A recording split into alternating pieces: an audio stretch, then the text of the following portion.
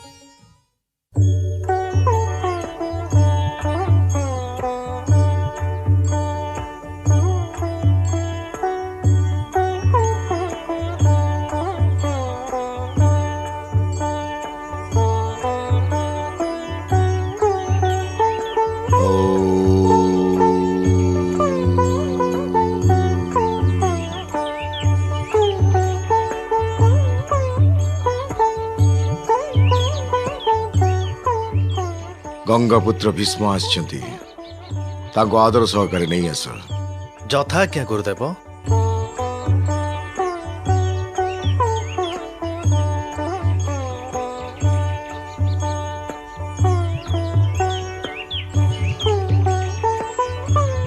प्रणाम मुनिवर।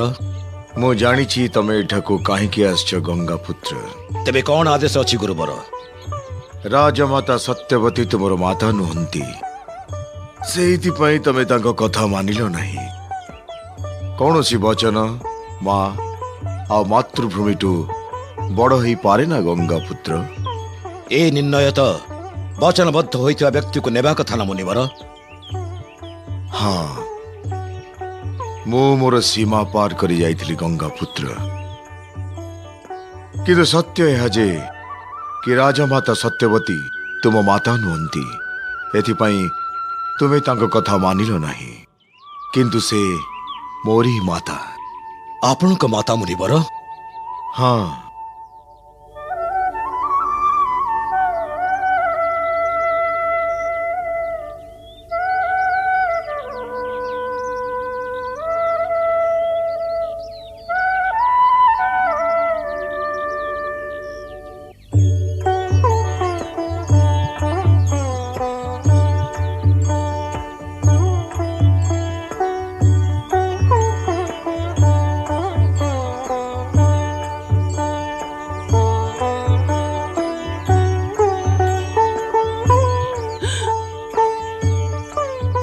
भयभीत हुओ नहीं मत्स्यगंधा सत्यवती मु पराशर ऋषिवर क्षमा चाहूँगी ऋषिवर मु आपनको चिन्हि पारिलिनी। मनुष्य निजको निजे केबे भी चिन्हि पारेनी सत्यवती तेबे से अन्य को कौन चिन्हिब किंतु तुम विषय तुमको निश्चय जानिबा उचित कि तुमे यात्री मानकु नदी पार करिबा पई जन्म नेई नह इतिहास तुमर प्रतीक्षा करी रहिछि। मो प्रतीक्षा ऋषिवर हाँ एबे समय आसीगलानी कि तुमे मत्स्य गंधारु योजन गंधाई जाओ कि तुम सुगंध 10 कोश आगे चलुवा समय को जनाओ जे तुमे आसुछ किंतु सेथिपई तुम गर्भरु ज्ञानर एक अंकुर फुटिबा आवश्यक। किंतु मो अक्षत यौवना अटे ऋषिवर निष्कलंक। कौन मते ए विषय ज्ञान नहीं मत्स्यगंधा तुमे अक्षत ही रहिब निष्कलंक। किंतु ऋषिवर तुमर कोमल कांधरे भारत वर्षर इतिहासर भारी बोझ पड़िबार अछि मत्स्यगंधा सत्यवती ताहार योग्य हेबार तुमर भी कर्तव्य आ धर्म भी निज धर्मर पालन कर अथवा निर्णय नेबारे शीघ्रता सह चिंता कर। मो निर्णय केमिति नहीं पारिबि ऋषिवर किंतु आजिठु तुम जीवनर सबु किंतुर उत्तर देबा मो दायित्व।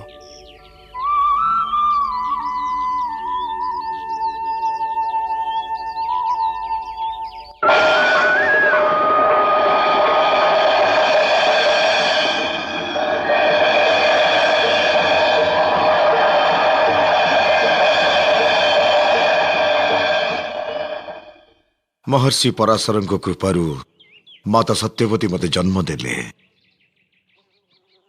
आउ यही कारणरू तांको आदेशर पालन करिबा मोर प्रथम कर्तव्य हो जाइछि। चल गंगापुत्र।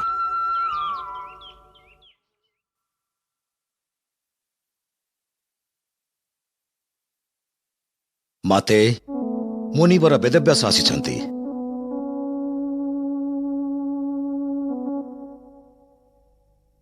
आसन्तु मुनिवर। माता प्रणाम। कौन आदेश मां? आस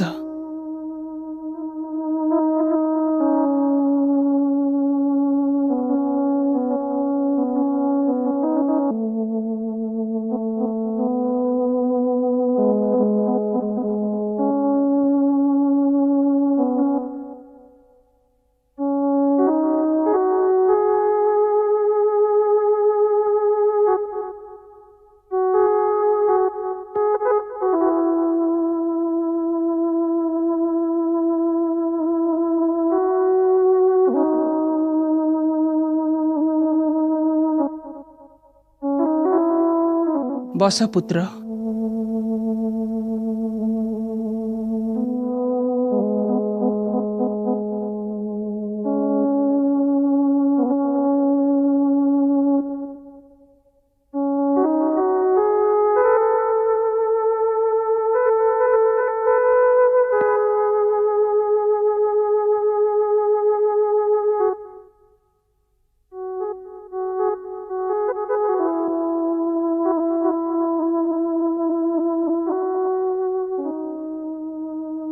चिंतार कारण माते?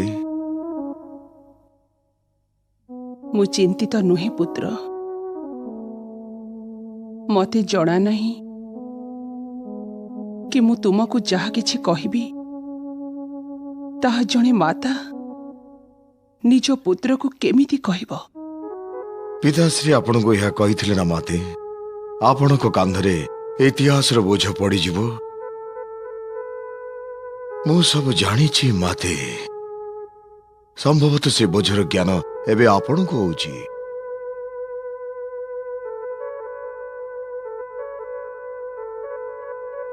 मो पितांकर दूर आग्रह मते एई दिगरे आनी ठिया करी देछि।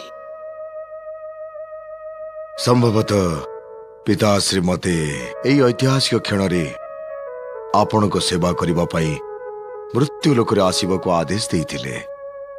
आपणकर कौन आदेश अछि माते? जदि जानिछ ତାହେଲେ କାହିଁକି ପଚାରୁଛ? ପଚାରୁଛି ଏଇଥିପାଇଁ ଯେ ମାତେ ଏହା କେବଳ ମାତା ଓ ପୁତ୍ରର ସମସ୍ୟା ନୁହେଁ। ଏ ସମସ୍ୟାର ସମ୍ବନ୍ଧ ଅନ୍ୟମାନଙ୍କର ବି ଅଛି। ଏ ସମସ୍ୟାର ସମ୍ବନ୍ଧ ହସ୍ତିନାପୁରର ବି ଆଉ ଭାରତବର୍ଷର ଇତିହାସର ବି। ଆଉ ଆପଣ କେବଳ ମୋ ମାତା ନୁହନ୍ତି, ଆପଣ ରାଜମାତା ବି। ଆପଣ ଆପଣଙ୍କ କର୍ତ୍ତବ୍ୟର ପାଳନ କରନ୍ତୁ ମାତେ। ରାଜମାତାର ଏଇ ସମସ୍ୟା କି ହସ୍ତିନାପୁରର ସିଂହାସନ ଶୂନ୍ୟ। ମୋର 2 ପୁତ୍ର ଇହ ଲୋକକୁ ତ୍ୟାଗ କଲେଣି। ମହାରାଜାଙ୍କ ଜ୍ୟେଷ୍ଠ ପୁତ୍ର ବ୍ରହ୍ମଚାରୀ ପାଇଁ ବଚନବଦ୍ଧ। ସେଥିପାଇଁ ମୋତେ ମୋ ଜ୍ୟେଷ୍ଠ ପୁତ୍ରଙ୍କୁ କଷ୍ଟ ଦେବାକୁ ପଡ଼ିଲା। ଅମ୍ବିକା ଓ ଅମ୍ବାଳିକାର କୋଳର ମାନ ରଖିବା ତୁମର କର୍ତ୍ତବ୍ୟ, କାରଣ ତୁମେ ଚିତ୍ରାଙ୍ଗଦ ଆଉ ବିଚିତ୍ର ବୀର୍ଯ୍ୟର ଜ୍ୟେଷ୍ଠ ଭ୍ରାତା। ଆପଣଙ୍କ ଆଦେଶ ଚିରଧାର୍ଯ୍ୟ ମାତେ, କିନ୍ତୁ ଆପଣଙ୍କର ଏହି କର୍ତ୍ତବ୍ୟ ପାଳନ ପାଇଁ ମୋତେ ଟିକେ ସମୟ ଦରକାର। ମୁଁ ଉଗ୍ର ସାଧନରେ ରତ ଥିଲି। ଆପଣଙ୍କ ଆଦେଶ ମିଳିଲା ତ ଶୀଘ୍ର ଚାଲି ଆସିଲି। ଭୀଷ୍ମର ବି ସ୍ୱାଗତ କରିପାରିଲିନି। ଆଉ ଏ ମୋର ରୂପ ଆପଣଙ୍କ ଆଦେଶର ତ ଯୋଗ୍ୟ ନୁହେଁ ମାତେ। 1 ବର୍ଷ ପରେ ମୁଁ ଆପଣଙ୍କ ଆଜ୍ଞାର ପାଳନ ଅବଶ୍ୟ କରିବି। ମୋ ପାଖରେ 1 ବର୍ଷ ନାହିଁ ପୁତ୍ର। ଆପଣ ମାତା, ମୋ ରୂପକୁ ଆପଣ ଦେଖୁନାହାନ୍ତି?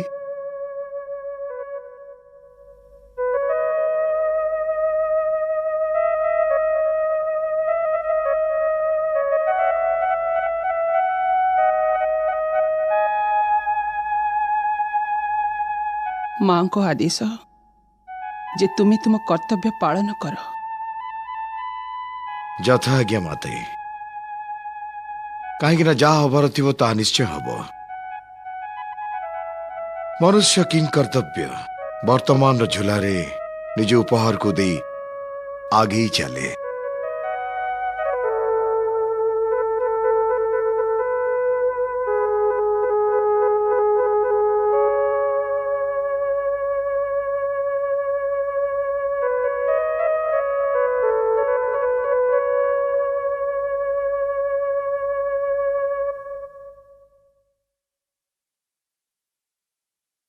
ମାତେଶ୍ୱରୀ,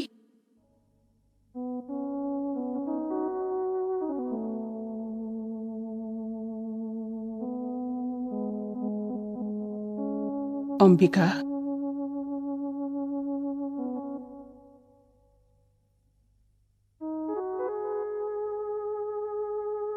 ଆପଣ କାହିଁ କଷ୍ଟ କଲେ ମାତେ? ମତେ ଡାକି ଦେଇଥାନ୍ତେ। ନାଇଁ ପୁତ୍ରୀ, ଏହା ଡାକିକି କହିବା କଥା ନୁହେଁ, ଏହା ଆସିକି କହିବା କଥା। ବସିପଡ଼ ପୁତ୍ରୀ। ପୁତ୍ରୀ, ତୁମ ଜୀବନରେ ବସନ୍ତ ଋତୁ ଆସିବା ପୂର୍ବରୁ ପତ୍ର ଛଡ଼ା ବସା ବାନ୍ଧିଦେଲା। ଆଉ ଜୀବନ ଉପରେ ଆମର କିଛି ଅଧିକାର ନାହିଁ ପୁତ୍ରୀ। ଏ ଦୁନିଆ ଆମ ଆୟତ୍ତରେ ନାହିଁ। ଏ ମୃତ୍ୟୁ ଲୋକ ଗୋଟେ ପରୀକ୍ଷା ଗୃହ ପରି। ପରୀକ୍ଷା ଦେଇ ସାରିବା ପରେ ବାହାରି ଯିବାକୁ ପଡ଼େ। ତୁମର ଏ ଗୃହ ପରୀକ୍ଷା ଶେଷ ଅଟେ ପୁତ୍ରୀ। ଆଦେଶ ମାତେ। ପ୍ରଶ୍ନ ମୋର ଆଦେଶ ଦେବାର ନୁହେଁ। ପ୍ରଶ୍ନ ହେଉଛି ତୁମ ସମର୍ପଣର। ନୀତି ଏହା ହିଁ କହୁଛି ଯେ ଯଦି ପତି ନିଜର କର୍ତ୍ତବ୍ୟ ପାଳନ ନ କରି ଚାଲିଯାଏ,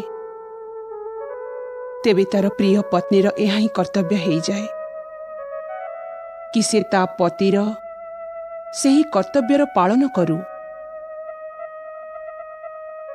ମୋ ପୁତ୍ର ବିଚିତ୍ର ବୀର୍ଯ୍ୟର ଏହା କର୍ତ୍ତବ୍ୟ ଥିଲା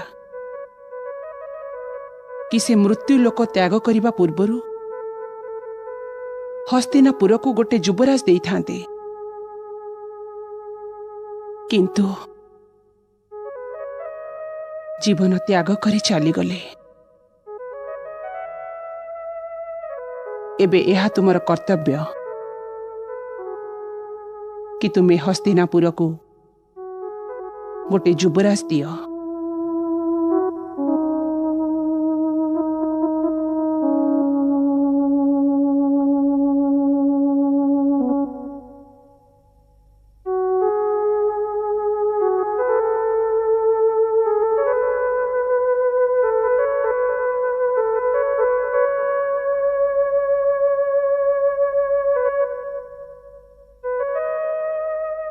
ऋषि व्यास तुमर प्रतीक्षा करिछंती पुत्री।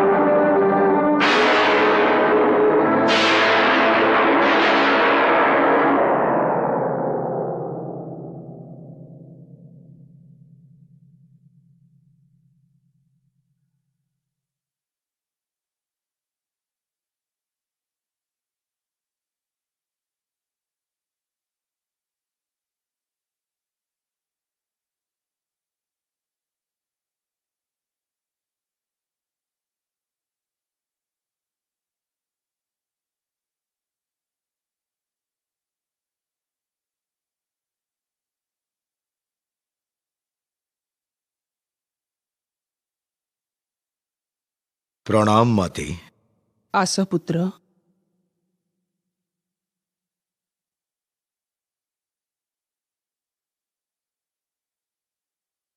दुखी जना पड़ुछ। आज्ञा माते। कारण कारण होची माते सेया हला जहा मते डर थिला। एथि पई मु आपनको 1 वर्षर समय देबाकू प्रार्थना करथिली।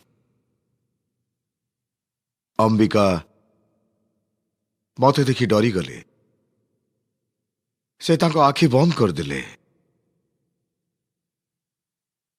परिणाम यह हब से एक नेत्रहीन बालक जन्म देवे।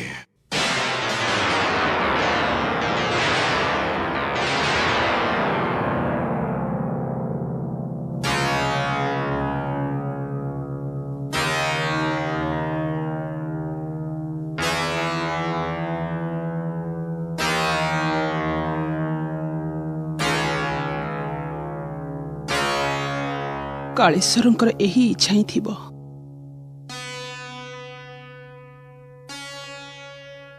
मो अंबालिका को बुझाई देबी।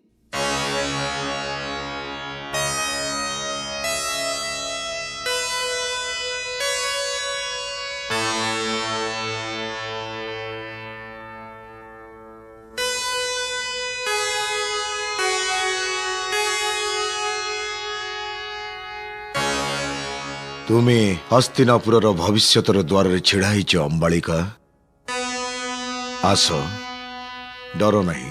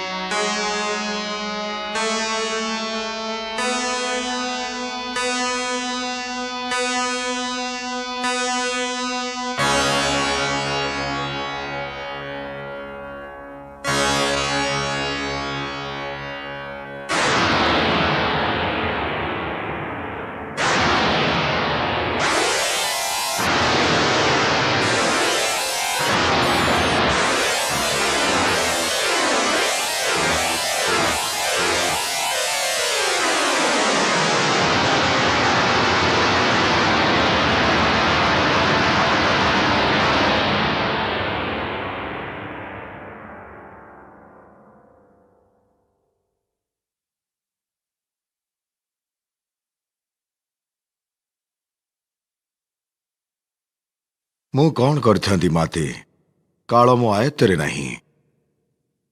ଅମ୍ବାଳିକା ତ ଆଖି ବନ୍ଦ କରିନଥିଲେ, କିନ୍ତୁ ଭୟରେ ତାଙ୍କ ରଙ୍ଗ ଫିକା ପଡ଼ିଯାଇଥିଲା।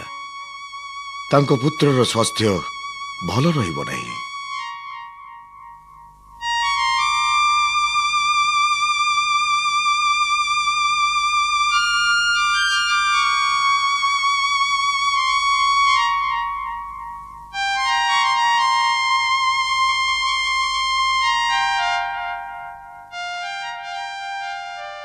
ଆଉ ଗୋଟେ ସୁଯୋଗ ଦିଅ ପୁତ୍ର।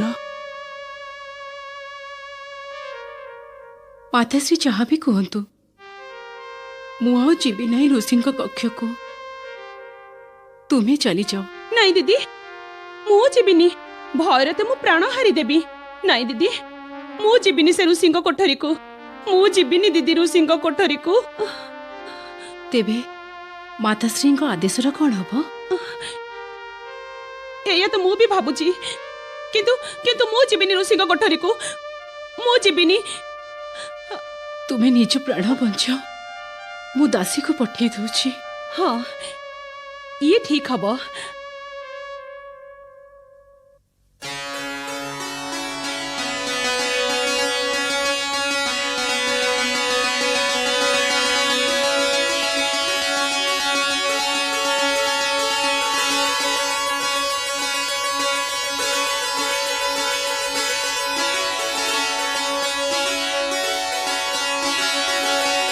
କଣ ଦାସୀ ପଠେଇଲେ? ହଁ ମାତେ, ଆଉ ସେ ଦାସୀ ପୁତ୍ର ବଡ଼ ବିଦ୍ୱାନ ହବ। ଆଉ ଯେବେ ଯାଏ ଏଇ ମୃତ୍ୟୁ ଲୋକ ଅଛି, ମନୁଷ୍ୟ ଜାତି ତା ନାମ ଆଦରର ସହିତ ହିଁ ନେଉଥିବ। ଆଉ ଯୋଉ ଦୁଇଟି ରାଜକୁମାରଙ୍କର ସେ ସେବା କରିବ, ସେମାନଙ୍କର ଇତିହାସରେ ନିଜ ନିଜର ଏକ ସ୍ଥାନ ଥିବ, ତାଙ୍କ ନାମ ରହିବ। ହସ୍ତିନାପୁର ତୁମ ଆଶୀର୍ବାଦର ସର୍ବଦା ଋଣୀ ରହିବ ପୁତ୍ର।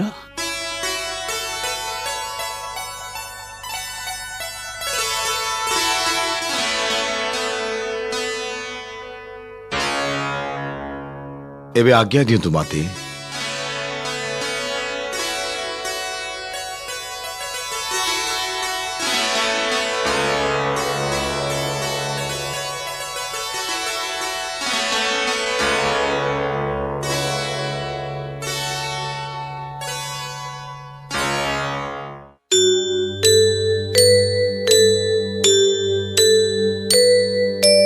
জীবন দাতা গোটিয়ে সাগর শ্রী ভগবান, যেমিতি যার প্রার্থনা সেমিতি জীবন দান, সেমিতি জীবন দান। তমসর যশ শত গুণপতি, মাতা প্রকৃতি প্রধান, যেমিতি জননী ভাবনা সেমিতি সন্তান, সেমিতি সন্তান।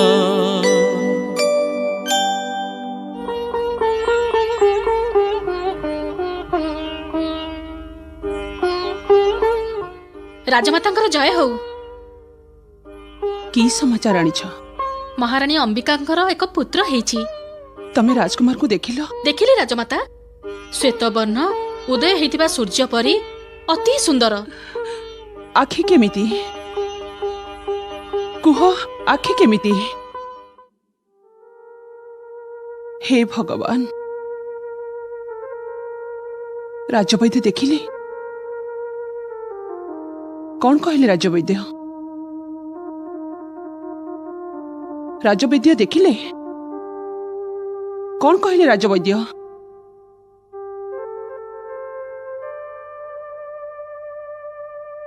ଏକାନ୍ତ।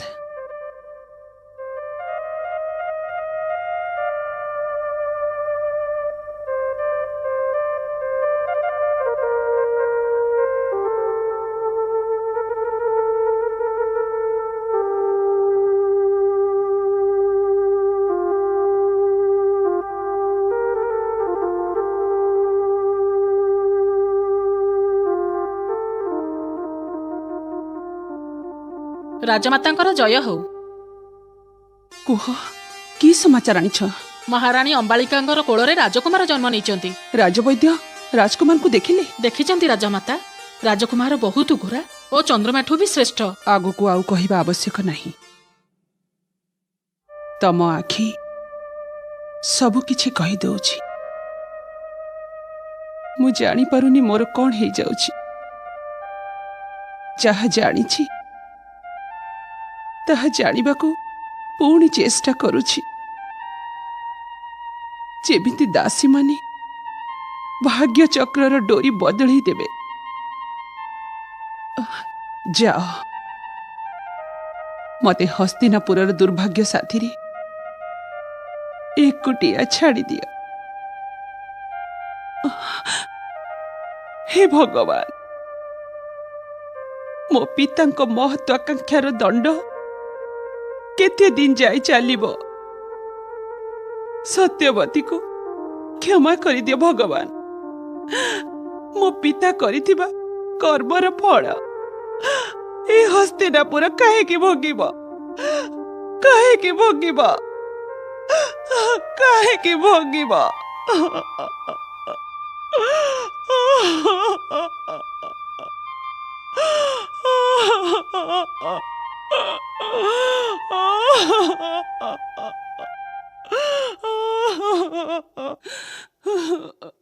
ରାଜମାତାଙ୍କର ଜୟ ହଉ। ତମେ ଯାହା କହିବାକୁ ଚାହୁଁଛ ତା ମୁଁ ପ୍ରଥମରୁ ଜାଣିଛି। ଅମ୍ବିକାର ମୁଖ୍ୟ ଦାସୀ କୋଳରେ ଏକ ସୁସ୍ଥ ପୁତ୍ର ଜନ୍ମ ନେଇଛି ନା? ଆଜ୍ଞା ରାଜମାତା। ସେ ଦାସୀ ଆଉ ତାଙ୍କ ସନ୍ତାନର ପୁରା ଧ୍ୟାନ ରଖାଯାଉ। ସେ ଆମ ପାଖରେ ଭବିଷ୍ୟତର ସମ୍ପତ୍ତି। ଯାହା ଆଜ୍ଞା ରାଜମାତା।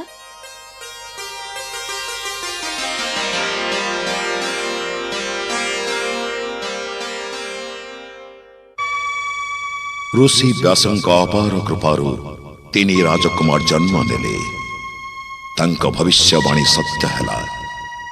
ଅମ୍ବିକାଙ୍କ ପୁତ୍ର ଧୃତରାଷ୍ଟ୍ର ନେତ୍ରହୀନ ଜନ୍ମ ହେଲେ। ଅମ୍ବାଳିକାଙ୍କ ପୁତ୍ର ପାଣ୍ଡୁ ଏମିତି ତ ଠିକ୍ ଥିଲେ, କିନ୍ତୁ ରାଜବୈଦ୍ୟ ତାଙ୍କ ସ୍ୱାସ୍ଥ୍ୟରେ ଅଧିକ ପ୍ରସନ୍ନ ନଥିଲେ, କାହିଁକି ନା ସେ ବହୁତ ଶ୍ଵେତରଙ୍ଗର ଥିଲେ।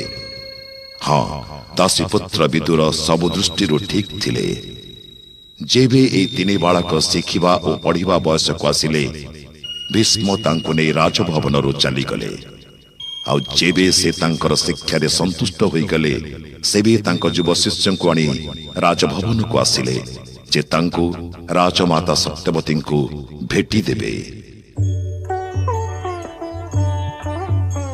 ଆସ ଗଙ୍ଗାପୁତ୍ର। ପ୍ରଣାମ ମାତେ। ଏଠିକି ଆସ, ମୋ ପାଖରେ ବସ।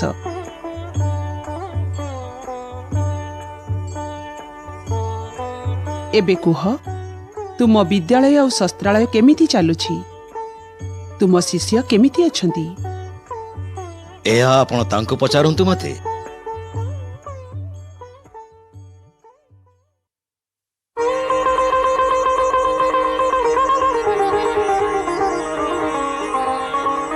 କୁରୁ ରାଜକୁମାର କି ଜୟ ହଉ। ମୁଁ ବିଦୁରର ମା ଅଟେ।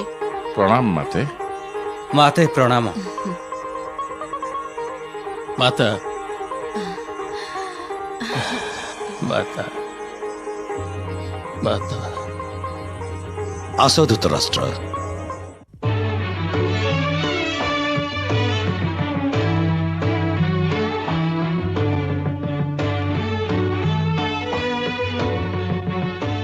ମାତା ମାନଙ୍କୁ ପ୍ରଣାମ। ଧୃତରାଷ୍ଟ୍ର, ଇଏ ହେଲେ ମାତା ସତ୍ୟବତୀ, ଚିରଞ୍ଜୀବୀ ଭବ। ମାତା ଅମ୍ବିକା, ଆୟୁଷ୍ମାନ ଭବ।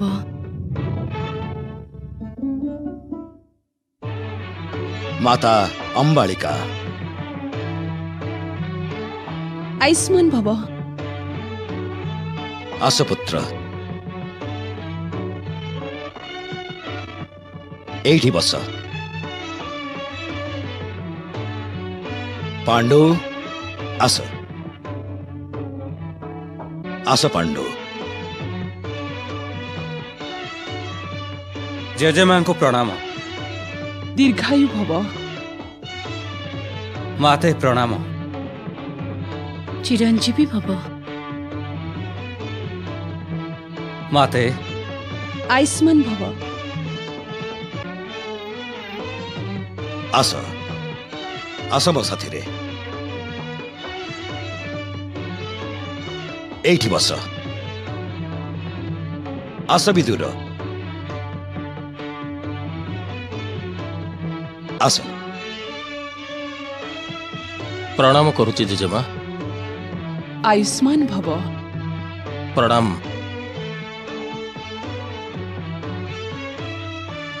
प्रणाम। आयुष्मान भव।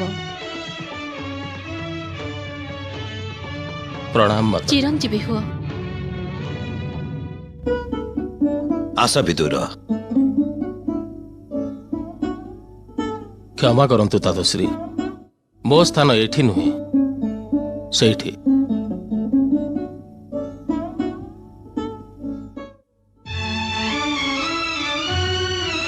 प्रणाम।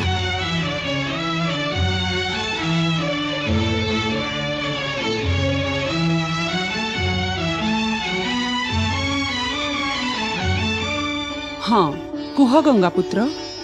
माते मु जहा किछि ऋषि भार्गव ठारू शिखिथिली सब पांडु को शिखाई देछि।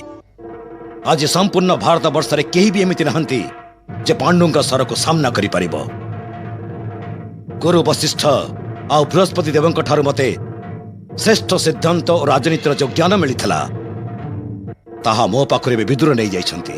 ये एई जुगर परम विद्वान और नीतिवान आ एहंक नाम सब बड़े आदर रे निया जाउथबो। आउ मोर धृतराष्ट्र गंगापुत्र। धृतराष्ट्र कुरुवंशर ज्येष्ठ पुत्र अटंती माते। ये बहुत बलवान, पथर को चुटकी गुंड करि पारंती।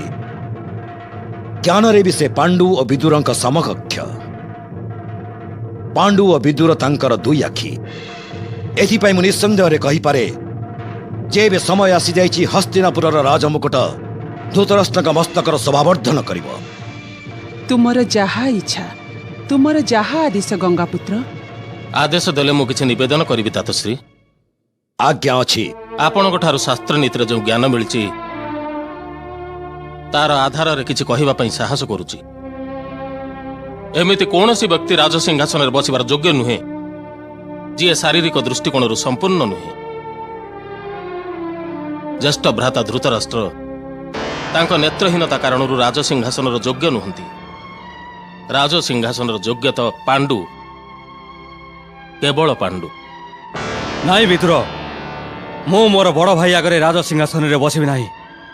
प्रिय भाई, जदि मु स्वयं तुम हाथ धरी तुमको राजसिंहासन को नहीं जाए और तुमको से स्थान ग्रहण करने पर आदेश देवी तेबे विदुर ठीक कहते भ्राता। जो व्यक्ति स्वयं निजर रक्षा करें नहीं से राज्यर कौन रक्षा करिबो?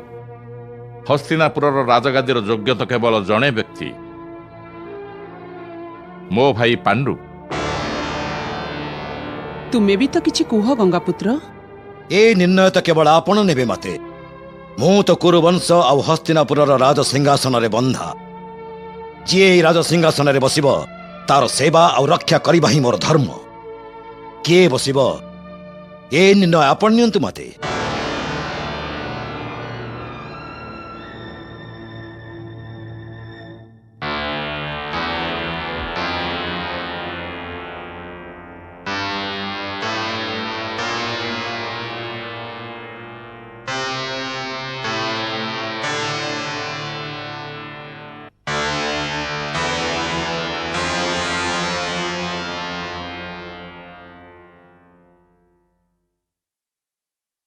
हस्तिनापुर नरेश पांडुंकर जय हेउ।